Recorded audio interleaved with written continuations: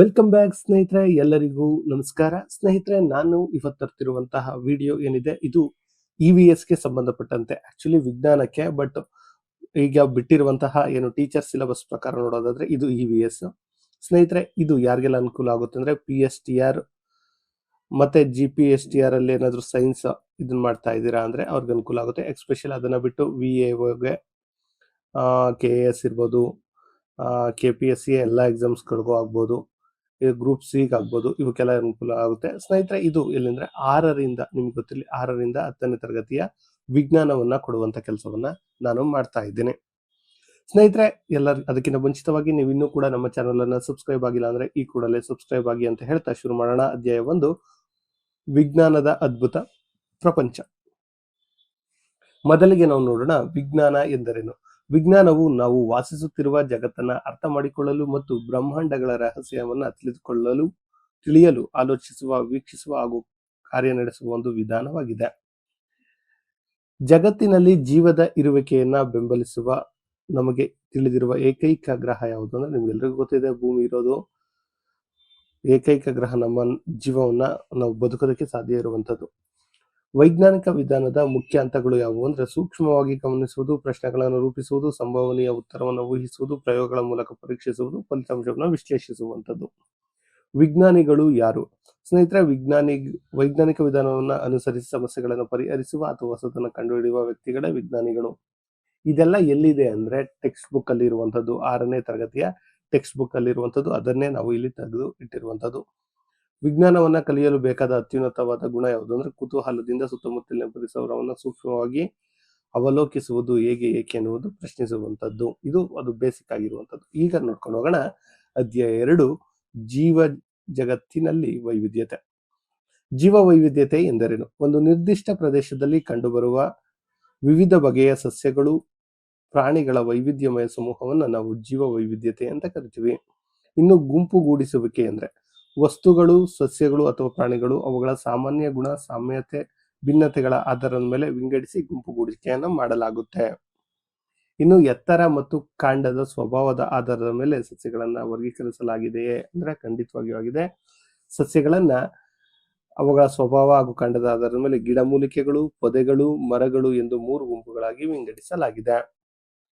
ಪೊದೆ ಸಸ್ಯಕ್ಕೆ ಒಂದು ಉದಾಹರಣೆ ಗುಲಾಬಿ ಗಿಡ. ಗಿಡಮೂಲಿಕೆಗೆ ಒಂದು ಉದಾಹರಣೆ ಟೊಮೊಟೊ ಗಿಡ. ನಿಮ್ಗೆ ಗೊತ್ತಿದೆ, ಟೊಮೊಟೊ ಗಿಡಕ್ಕೆ ನಾವು ಏನಾದ್ರೂ ಒಂದು ಆಧಾರವನ್ನು ಕೊಡಬೇಕು. ಬಳ್ಳಿಗಳು ಅಂದ್ರೆ ದುರ್ಬಲ ಕಾಂಡಗಳನ್ನು ಹೊಂದಿದ್ದು ಬೆಳೆಯಲು ಆಧಾರ ಅಗತ್ಯವಿರುವ ಅಥವಾ ನೆಲದ ಮೇಲೆ ಅಂಟಿಕೊಂಡಿರುವಂತಹವುಗಳನ್ನು ಬಳ್ಳಿ ಅಂತ ಕರಿತೀವಿ. ಇನ್ನು ನಾಳ ವಿನ್ಯಾಸ ಅಂದ್ರೇನು? ಸಸ್ಯದ ಎಲೆಯ ಮೇಲಿನ ನಾಳಗಳ ಜೋಡಣೆಯನ್ನ ನಾವು ನಾಳ ವಿನ್ಯಾಸ ಅಂತ ಕರಿತೀವಿ. ಇನ್ನು ನಾಳ ವಿನ್ಯಾಸ ಅಂದ್ರೆ ಸಸ್ಯಗಳ ಎಲೆಗಳ ಮೇಲೆ ಇರುವಂತದ್ದು.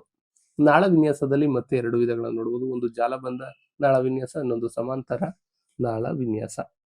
ಇನ್ನು ಜಾಲಬಂಧ ನಾಳ ವಿನ್ಯಾಸ ಹೊಂದಿರುವ ಎಲೆ ಯಾವ್ದಪ್ಪ ಅಂದ್ರೆ ದಾಸವಾಳದ ಎಲೆ, ಸಾಸಿವೆ ಎಲೆ ಕೂಡ ಆಗುತ್ತೆ ನಾಳಬಂಧ. ಇನ್ನು ಜಾಲಬಂಧ ಅದು. ಇನ್ನು ಸಮಾಂತರ ನಾಳ ವಿನ್ಯಾಸ ಹೊಂದಿರುವಂತದ್ದು ಬಾಳೆ ಎಲೆ, ಹುಲ್ಲು, ಅಂದ್ರೆ ಸಮಾನಾಂತರವಾಗಿರುವಂತದ್ದು. ಓಕೆ, ಬೇರುಗಳಲ್ಲಿ 2 ಮುಖ್ಯ ವಿಧಗಳನ್ನು ನೋಡಬಹುದು. ಒಂದು ತಾಯಿ ಬೇರು, ತಂತುರು ಬೇರು. ತಾಯಿ ಬೇರು ವ್ಯವಸ್ಥೆ ಹೊಂದಿರುವ ಸಸ್ಯಕ್ಕೆ ಉದಾಹರಣೆ ಸಾಸಿವೆ ಗಿಡ. ತಂತು ಬೇರು ಅಥವಾ ತುಂತುರು ಬೇರುವನ್ನು ವ್ಯವಸ್ಥೆಯನ್ನು ಹೊಂದಿರುವಂತಹ ಸಸ್ಯಕ್ಕೆ ಉದಾಹರಣೆ ಸಾಮಾನ್ಯ ಹುಲ್ಲು, ನಿಂಬೆ ಹುಲ್ಲು ಅಥವಾ ಗೋಧಿ. ಇಲ್ಲಿ ನಿಂಬೆ ಹುಲ್ಲು ಅಂತ ಆಗಿದೆ, ಸಾರಿ. ಯಾವ್ದಾದ್ರು ನಿಂಬೆ ಅಲ್ಲ, ಇದು ತುಂಬೆ ಏನಿರುತ್ತೆ ಅದು. ದ್ವಿದಳ ಸಸ್ಯ ಎಂದರೇನು? ಬೀಜದಲ್ಲಿ 2 ಬೀಜಗಳನ್ನ ಹೊಂದಿರುವ ಸಸ್ಯಗಳನ್ನ ನಾವು ದ್ವಿದಳ ಸಸ್ಯಗಳೆಂತೇವೆ. ಉದಾಹರಣೆಗೆ ಕಡಲೆ ಗಿಡ. ಏಕದಳ ಸಸ್ಯ ಅಂದ್ರೆ ಬೀಜದಲ್ಲಿ ಒಂದೇ ಒಂದು ದಳವನ್ನು ಹೊಂದಿರುವಂತಹವುಗಳು ಏಕದಳ ಅಂತೀವಿ. ಜೋಳ, ಗೋಧಿ, ಸಾಸಿವೆ ಎಲ್ಲವೂ ಆಗುತ್ತೆ. ದ್ವಿದಳ ಸಸ್ಯಗಳ ಎಲೆ ಮತ್ತು ಬೇರುಗಳ ಲಕ್ಷಣ. ದ್ವಿದಳ ಸಸ್ಯಗಳು ಜಾಲಬಂಧವನ್ನು ನೋಡಿ, ದ್ವಿದಳ ಸಸ್ಯಗಳೇನಿದಾವೆ ಅವು ಜಾಲಬಂಧವನ್ನ ಹೊಂದಿರುವಂತದ್ದು, ತಾಯಿಯ ಬೇರು ವ್ಯವಸ್ಥೆಯನ್ನ ಹೊಂದಿರುವಂತದ್ದೇ. ಇನ್ನು ಏಕದಳ ಸಸ್ಯಗಳ ಎಲೆ ಮತ್ತು ಬೇರುಗಳನ್ನು ನೋಡೋದಾದ್ರೆ ಏಕದಳ ಸಸ್ಯಗಳು ಸಮಾನಾಂತರ ನಾಳ ವಿನ್ಯಾಸ ಹೊಂದಿರುತ್ತೆ, ತುಂತುರು ಬೇರುಗಳನ್ನು ಹೊಂದಿರುತ್ತೆ, ತಂತು ಬೇರು ಅಥವಾ. ಜಾನಕಿ ಅಮ್ಮಾಳ್ ಯಾರು? ಅವರ ಕೊಡುಗೆ ಏನು ಅಂತ ಹೇಳಿದ್ರೆ ಜಾನಕಿ ಅಮ್ಮಾಳ್ ಅವರವರು ಭಾರತೀಯ ಶಸ್ತ್ರಜ್ಞರಾಗಿದ್ದು ಭಾರತದ ಸಸ್ಯ ಜೀವ ವೈವಿಧ್ಯತೆ ಸಂರಕ್ಷಣೆ ಮತ್ತು ಮೌನ ಕಣಿವೆ ಸಂರಕ್ಷಣೆ ಅಭಿಯಾನದಲ್ಲಿ ಪ್ರಮುಖ ಪಾತ್ರವನ್ನು ಅಂದ್ರೆ ಸೇವ್ ಸೈಲೆಂಟ್ ವ್ಯಾಲಿ ಅಂತ ಏನಿತ್ತಲ್ಲ ಅಲ್ಲಿ. ಹೊಂದಾಣಿಕೆ ಕೂಲನ ಅಂತ ಏನಿದೆ ಅಂದ್ರೆ ಒಂದು ನಿರ್ದಿಷ್ಟ ಪರಿಸರದಲ್ಲಿ ಸಸ್ಯಗಳು ಪ್ರಾಣಿಗಳು ಬದುಕುಳಿಯಲು ಹಾಗೂ ಅಭಿವೃದ್ಧಿಪಡಿಸಲು ಸಹಕರಿಸುವ ವೈಜ್ಞಾನಿಕ ವಿಶೇಷ ದೈಹಿಕ ಲಕ್ಷಣಗಳ ಹೊಂದಾಣಿಕೆಗಳು. ಆವಾಸ ಸ್ಥಾನ ಎಂದರೇನು? ಸಸ್ಯಗಳು ಮತ್ತು ಪ್ರಾಣಿಗಳು ನೈಸರ್ಗಿಕವಾಗಿ ವಾಸಿಸುವ, ಆಹಾರ ಮತ್ತು ಆಶ್ರಯವನ್ನು ಪಡೆಯುವ ಸ್ಥಳಗಳನ್ನು ಆವಾಸ ಸ್ಥಾನಗಳು ಎನ್ನುತ್ತಾರೆ. ನೆಲವಾಸಿ ಜೀವಿಗಳು ಎಂದರೇನು? ನೆಲದ ಮೇಲೆ ವಾಸಿಸುವ ಸಸ್ಯ ಪ್ರಾಣಿಗಳನ್ನ ನೆಲವಾಸಿ ಸಸ್ಯಗಳು, ಸಿಂಹ, ಒಂಟೆ, ಮೇಕೆ ಇತ್ಯಾದಿ ಹೇಳ್ತಾರೆ. ಜಲವಾಸಿ ಸಸ್ಯಗಳು ಅಂದ್ರೆ ನೀರಿನಲ್ಲಿ ವಾಸಿಸುವ ಸಸ್ಯಗಳು, ಪ್ರಾಣಿಗಳನ್ನ ಜಲವಾಸಿಗಳಂತ, ಉದಾಹರಣೆಗೆ ಮೀನು, ತಿಮಿಂಗಿಲ. ಉಭಯವಾಸಿಗಳು ಎಂದರೇನು? ನೀರಿನಲ್ಲಿ ಮತ್ತು ನೆಲದ ಮೇಲೆ ಎರಡೂ ಕಡೆಗಳಲ್ಲಿ ವಾಸಿಸಬಲ್ಲ ಪ್ರಾಣಿಗಳನ್ನು ಉಭಯವಾಸಿಗಳು ಅಂತ ಕರಿತೀವಿ. ಬಿಸಿ ಮರುಭೂಮಿಯಲ್ಲಿ ಒಂಟೆಗಳಲ್ಲಿರುವ ಹೊಂದಾಣಿಕೆ ಯಾವುದು ಅಂದ್ರೆ ಮರಳಿನಲ್ಲಿ ಸುಲಭವಾಗಿ ನಡೆಯಲು ಅಗಲವಾದ ಗೊರಸುಳ್ಳ ಉದ್ದನೆಯ ಕಾಲುಗಳಿವೆ. ಆಹಾರ ಸಂಗ್ರಹಿಸಲು ಒಂದು ಡುಬ್ಬವನ್ನು ಹೊಂದಿರುತ್ತೆ ಅಂತ ನಿಮ್ಗೆ ಗೊತ್ತಿದೆಯಲ್ಲ. ಹಿಂಗ್ ಒಂಟೆ ಇದ್ರೆ ಇಲ್ಲಿ ಡುಬ್ಬ ಇರುತ್ತೆ, ಇದು ಒಂಟೆ ಅನ್ಕೊಂಡ್ರೆ ಈ ಡುಬ್ಬ ಏನಿರುತ್ತೆ ಇದರಲ್ಲಿ ನೀರನ್ನ ಕಲೆಕ್ಟ್ ಮಾಡಿರುವಂತದ್ದು, ಗೊತ್ತಾಯ್ತಾ. ಲಡಾಖ್ನ ಶೀತ ಮರುಭೂಮಿಯ ಒಂಟೆಗಳಂದ್ರೆ ಇವುಗಳು 2 ಡುಬ್ಬಗಳನ್ನು ಹೊಂದಿರುತ್ತೆ. ಇದು ಇಂಪಾರ್ಟೆಂಟ್. ಶೀತವನ್ನು ರಕ್ಷಿಸಿಕೊಳ್ಳಲು ದೇಹದ ಮೇಲೆ ದಪ್ಪನೆಯ ಕೂದಲನ್ನು ಹೊಂದಿರುತ್ತೆ. ಇವೆಲ್ಲವೂ ಎಲ್ಲಿದೆ ಅಂದ್ರೆ 6 ಅಲ್ಲಿ ಇರುವಂತಹ ಒಂದು ಏನು ಪರಿಸರ ಅದೇನು ಅದರಲ್ಲಿದೆ ಅಂದ್ರೆ ಸೈನ್ಸ್. ಕಳ್ಳಿಗಿಡ ಅಥವಾ ಕ್ವಾಕ್ವಾಸ್ ಕಾಂಡದ ಕಾರ್ಯವೇನೆಂದ್ರೆ ಕಳ್ಳಿಗಿಡದ ಮಾನ್ಸಲ ಕಾಂಡದ ನೀರನ್ನು ಸಂಗ್ರಹಿಸಿಕೊಳ್ಳುತ್ತದೆ ಮತ್ತು ಬಿಸಿಲಿನ ವಾತಾವರಣವನ್ನು ತಡೆಯಲು ಸಹಾಯ ಮಾಡ್ತಾರೆ. ಪಾಪಸ್ಕುಲಿ ಉದಾಹರಣೆಗೆ. ಭಾರತದ ಪಕ್ಷಿ ಮಾನವ, ಬರ್ಡ್ ಮ್ಯಾನ್ ಆಫ್ ಇಂಡಿಯಾ ಅಂತ ಯಾರನ್ನು ಕರೀತಾರೆ? ಎಲ್ರಿಗೂ ಗೊತ್ತಿದೆ, ಡಾಕ್ಟರ್ ಸಲೀಂ ಅಲಿ ಅವರನ್ನ ಭಾರತದ ಪಕ್ಷಿ ಮಾನವ ಅಂತ ಕರೀತಾರೆ. ಪವಿತ್ರ ಉಪವನಗಳು, ಸೆಕ್ರೆಡ್ ಗ್ರೋವ್ಸ್ ಅಂತ ಯಾವ್ದನ್ನು ಕರೀತಾರೆ ಅಂದ್ರೆ ಸ್ಥಳೀಯ ಸಮುದಾಯದ ಜನರು ಸಾಂಪ್ರದಾಯಿಕವಾಗಿ ರಕ್ಷಿಸಿಕೊಂಡು ಬಂದಿರುವಂತಹ ಮರಗಳನ್ನ ಕಡಿಯದ ಅಬಾಧಿತ ನೈಸರ್ಗಿಕ ಅರಣ್ಯ ಪ್ರದೇಶವನ್ನು ನಾವು ಪವಿತ್ರ ವನಗಳು ಅಂತ ಕರಿತೀವಿ. ಇನ್ನು ಬಂಗಾಳದ ಹುಲಿಗಳ ಸಂರಕ್ಷಣೆಗಾಗಿ ಭಾರತ ಸರ್ಕಾರ ಹುಲಿ ಯೋಜನೆಯನ್ನು ಆರಂಭಿಸಿತು. ಎಷ್ಟರಲ್ಲಿ? 1973ರಲ್ಲಿ. ಸಸ್ಯಗಳಲ್ಲಿ ಬೇರುಗಳ ವಿಧಗಳು ಅಂದ್ರೆ ತಾಯಿ ಬೇರು ವ್ಯವಸ್ಥೆ ಯಾವ್ದ್ರಲ್ಲಿರುತ್ತೆ? ಸಸ್ಯ. ತಂತು ಬೇರು ವ್ಯವಸ್ಥೆ ಹುಲ್ಲಿನಲ್ಲಿ ಇರುವಂತೆ. ಮರುಭೂಮಿಯ ಸಸ್ಯಗಳಲ್ಲಿ ಕಂಡುಬರುವ ಉದಾಹರಣೆ ನಾವಾಗಲೇ ನೋಡಿವಿ. ನೀರಿನ ನಷ್ಟವನ್ನು ತಡೆಯಲು ಸಂಗ್ರಹಿಸಲು ಮನ್ಸಲಾದ ಹಸಿರು ಖಂಡವನ್ನು ಹೊಂದಿರುತ್ತದೆ, ಪಾಪಸು ಕಳ್ಳಿ. ಇನ್ನು 3ನೇದು ಅಧ್ಯಾಯ 3, ಮನದುಂಬಿದ ಊಟ ಸ್ವಸ್ಥ ಶರೀರಕ್ಕೆ ಸೋಪಾನ ಅಂತ. ಇಲ್ಲಿ ಆಹಾರದಲ್ಲಿ ಪ್ರಮುಖ ಪೋಷಕಾಂಶಗಳು ಯಾವುವು? ಆಹಾರದಲ್ಲಿರುವ ಅಂದ್ರೆ ಕಾರ್ಬೋಹೈಡ್ರೇಟ್, ಪ್ರೋಟೀನ್, ಕೊಬ್ಬು, ಜೀವಸತ್ವ, ಖನಿಜ. 5 ಇಂಪಾರ್ಟೆಂಟ್. ಒಂದು ಕಾರ್ಬೋಹೈಡ್ರೇಟ್, ಇನ್ನೊಂದು ಪ್ರೋಟೀನ್, ಕೊಬ್ಬುಗಳು, ಜೀವಸತ್ವಗಳು ಮತ್ತು ಖನಿಜಗಳು. ನಮ್ಮ ದೇಹಕ್ಕೆ ಶಕ್ತಿಯನ್ನು ಒದಗಿಸುವಂತಹ ಪೋಷಕಾಂಶಗಳು ಕಾರ್ಬೋಹೈಡ್ರೇಟ್ ಮತ್ತು ಕೊಬ್ಬು. ಯಾವ್ಯಾವುದು? ಕಾರ್ಬೋಹೈಡ್ರೇಟ್ ಮತ್ತು ಕೊಬ್ಬು. ದೇಹದ ನಿರ್ಮಾಣಕಾರಕ ಆಹಾರಗಳು ಯಾವ ಪೋಷಕಾಂಶಗಳೆಂದು ಕರೀತೇವೆ? ಪ್ರೋಟೀನ್ಗಳನ್ನು ನಾವು ದೇಹ ನಿರ್ಮಾಣಕಗಳು ಅಂತ ಕರಿತೀವಿ. ಏನೋ ದೇಹ ನಿರ್ಮಾಣಕಗಳು. ಪ್ರೋಟೀನ್ನ ಕೆಲವು ಸಸ್ಯ ಮೂಲಗಳನ್ನು ತಿಳಿಸಿ ಅಂದ್ರೆ ಬೇಳೆಕಾಳು, ಬೀನ್ಸು, ಬಟಾಣಿ, ಸೋಯಾಬೀನ್. ರಕ್ಷಣಾತ್ಮಕ ಪೋಷಕಾಂಶಗಳು ಅಂತ ಯಾವನ್ನು ಕರಿತೀವಿ ಅಂದ್ರೆ ಜೀವಸತ್ವಗಳು ಮತ್ತು ಖನಿಜಗಳನ್ನ ರಕ್ಷಣಾತ್ಮಕ ಪೋಷಕಾಂಶಗಳು ಅಂತ ಕರಿತೀವಿ.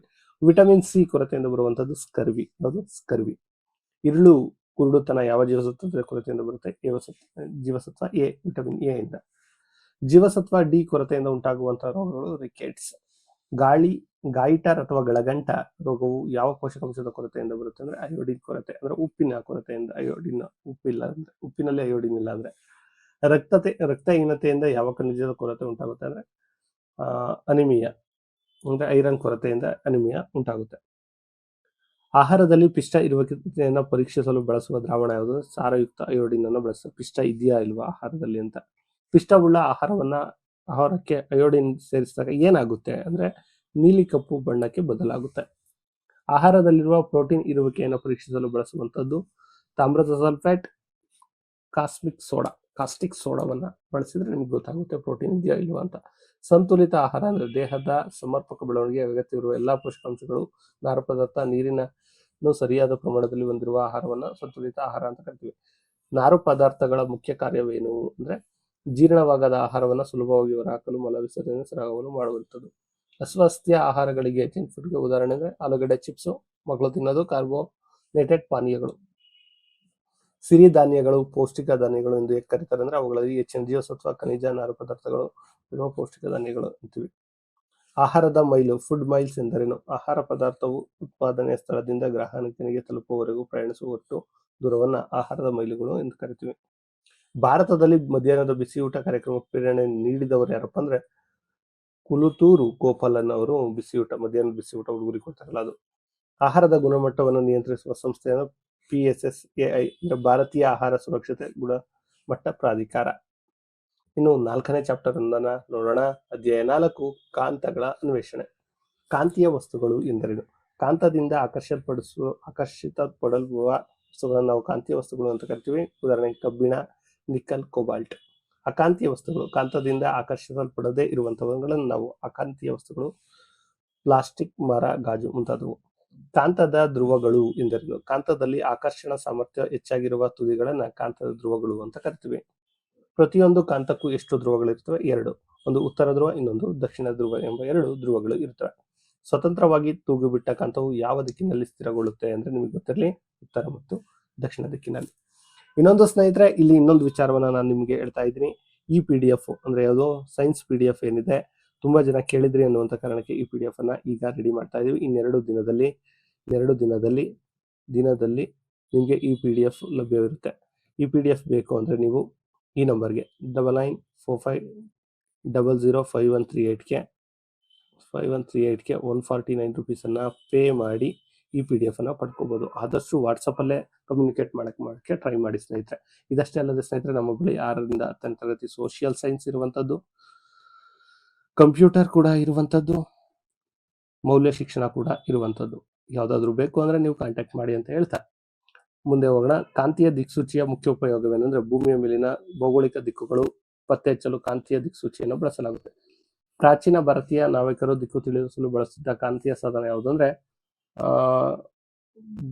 ಪ್ರಾಚೀನ ಭಾರತೀಯರು ನಾವಿಕ ಎಣ್ಣೆಯ ಪಾತ್ರೆಯಲ್ಲಿ ತೇಲಿ ಬಿಡುವ ಕಾಂತೀಯ ಮೀನಿನ ಆಕಾರದ ಮತ್ಸ್ಯಯಂತ್ರವನ್ನು ಬಳಸ್ತಾ ಇದ್ರು. ಕಾಂತಗಳ ಸಜಾತಿಯ ಧ್ರುವಗಳ ನಡುವೆ ಪರಸ್ಪರ ಕ್ರಿಯೆ ಹೇಗಿರುತ್ತೆ ಅಂದ್ರೆ ಕಾಂತಗಳ ಸಜಾತಿಯ ಧ್ರುವಗಳ ನಡುವೆ ಉತ್ತರ ಆಗಿರುತ್ತೆ, ದಕ್ಷಿಣವಾಗಿರುತ್ತೆ, ಅದು ಸಜಾತಿ ಆಗುತ್ತೆ. ಕಾಂತೀಯ ವಿಜಾತಿಯ ಧ್ರುವಗಳು ಅಂತ ಹೋದ್ರೆ ಉತ್ತರ ದಕ್ಷಿಣ ಪರಸ್ಪರ ಆಕರ್ಷಿಸುವಂಥದ್ದು ವಿಜಾತಿಯ ಧ್ರುವಗಳನ್ನು. ಕಾಂತದ ನಿಜವಾದ ಪರೀಕ್ಷೆ ಆಕರ್ಷಣೆಯ ವಿಕರ್ಷಣೆ ಅಂದ್ರೆ ವಿಕರ್ಷಣೆ ನಿಜವಾದ ಕಾಂತದ ನಿಜವಾದ ಖಚಿತತೆಯ ಪರೀಕ್ಷೆ. ಕಾಂತೀಯ ಪರಿಣಾಮವನ್ನು ಅಕಾಂತೀಯ ವಸ್ತುಗಳ ಮೂಲಕ ಆಗುವುದು ಖಂಡಿತವಾಗಿಯೂ. ಕಾಂತೀಯ ಪರಿಣಾಮವು ಕಾಗದ, ಮರ, ಗಾಜು, ಪ್ಲಾಸ್ಟಿಕ್ ನಂತಹ ಅಕಾಂತೀಯ ವಸ್ತುಗಳ ಮೂಲಕ ಕಾರ್ಯನಿರ್ವಹಿಸುತ್ತದೆ. ಹೌದು. ಕಾಂತಗಳು ತಮ್ಮ ಕಾಂತತ್ವವನ್ನು ಕಳೆದುಕೊಳ್ಳುವುದು ಹೇಗೆ ಸಂರಕ್ಷಿಸಬೇಕು ಅಂದ್ರೆ ಕಾಂತಗಳನ್ನ ಜೋಡಿಯಾಗಿ ವಿಜಾತಿಯ ಧ್ರುವಗಳು ಒಂದೇ ಕಡೆ ಬರುವಂತೆ ಇಟ್ಟು ಅವುಗಳ ನಡುವೆ ಮರದ ತುಂಡನ್ನ ತುದಿಗಳಲ್ಲಿ ಮೃದು ಕಬ್ಬಿಣವನ್ನ ಇಡಬೇಕು. ಕಾಂತಗಳು ತಮ್ಮ ಕಾಂತೀಯ ಗುಣವನ್ನು ಯಾವಾಗ ಕಳೆದುಕೊಳ್ತವೆ ಅಂದ್ರೆ ಕಾಂತಗಳು ಕಾಯಿಸಿದಾಗ, ಎತ್ತರದಿಂದ ಮೇಲೆ ಕೆಳಗಿದಾಗ, ಸುತ್ತಿಗೆಯಿಂದ ಬಡಿದಾಗ ಕಾಂತತ್ವ ಹೋಗುತ್ತೆ.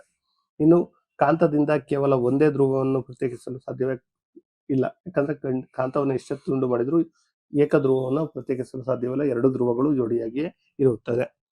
ಸ್ನೇಹಿತರೆ, ಆಗ್ಲೇ ಹೇಳಿದಂತೆ ಈಗ ನಾನು 6ನೇ ತರಗತಿಯ 4 ಚಾಪ್ಟರ್ಗಳನ್ನ ಕಂಪ್ಲೀಟ್ ಮಾಡಿದ್ದೀನಿ. ಅದು ಪ್ರಶ್ನೋತ್ತರಗಳು.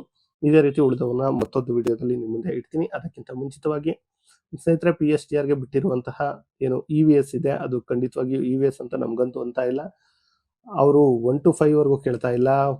ಇವಾಗ ಅವರು ಕೇಳ್ತಿರುವಂತದ್ದು 1 to 10 ವರೆಗೂ ಕೇಳ್ತಾ ಇದ್ದಾರೆ. ಇದನ್ನ ಓದ್ಕೋಬೇಕು ಅಂದ್ರೆ ಈಗ ನಿಮ್ಮ ಹತ್ರ ಟೈಮ್ ಇಲ್ಲ. ಆದಷ್ಟು ಸ್ಮಾರ್ಟ್ ಸ್ಟಡಿಯನ್ನ ಮಾಡಿ, ಸಾಧ್ಯವಾದಷ್ಟು ನಮ್ಮ ಕಡೆಯಿಂದ ಏನು ಸಾಧ್ಯವೋ ಅದನ್ನ ಕೊಡ್ತೀವಿ. All the best. ಯಾರೆಲ್ಲ ಓದ್ತಾ ಇದ್ದೀರಾ ಅವ್ರಿಗೆ ಈ PDF ಬೇಕು ಅಂದ್ರೆ ಆಗ್ಲೇ ಹೇಳದಂತೆ ಇನ್ನ 2 ದಿನ ಬಿಟ್ಟು ಅಂದ್ರೆ ಇವತ್ತೆಷ್ಟು 18ನೇ ತಾರೀಕು ನಿಮ್ ನೋಟಿಫಿಕೇಶನ್ ಆದ ತಕ್ಷಣ ಈ PDF ಅನ್ನು ನೀವು ಪಡ್ಕೋಬಹುದು. 9945005138ಗೆ ಕಾಂಟ್ಯಾಕ್ಟ್ ಮಾಡಿ. ಆದಷ್ಟು ವಾಟ್ಸಪ್ ಅಲ್ಲೇ ಕಾಂಟ್ಯಾಕ್ಟ್ ಮಾಡಿ ಇದನ್ನ ಪಡ್ಕೊಳ್ಳಿ ಅಂತ ಹೇಳ್ತಾ ಈ ವಿಡಿಯೋನ ಇಲ್ಲಿಗೆ ಮುಗಿಸ್ತಿದ್ದೇನೆ. ಧನ್ಯವಾದಗಳು.